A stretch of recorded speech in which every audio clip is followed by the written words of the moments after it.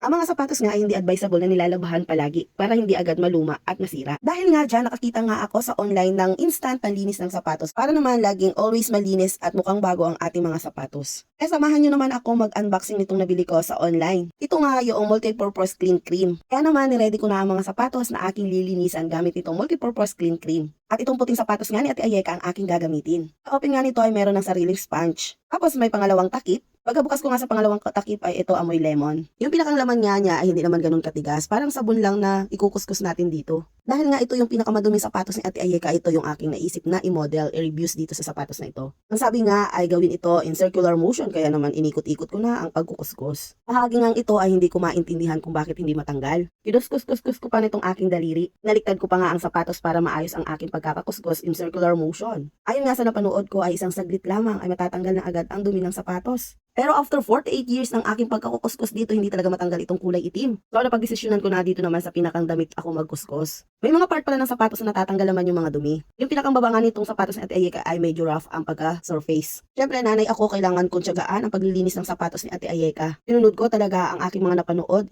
Kuskusin daw in a circular motion. Pero kayo na ang humusga kung anong nangyari sa sapatos ni Ate Ayeka. Itong sapatos nga pala na ito ginagamit niya paminsan-minsan. Ginagamit niya ito sa drum and lyre niya kaya naman ubod ng dumi. Feeling ko naman mga alikabok lang naman talaga yung nakalagay dito. At base nga sa napanood ko ay ilang kuskus lang ang nangyari, namuti na agad ang mga sapatos. Sa ganitong sapatos, ang reviews ko dito ay 5/10. Kaya naman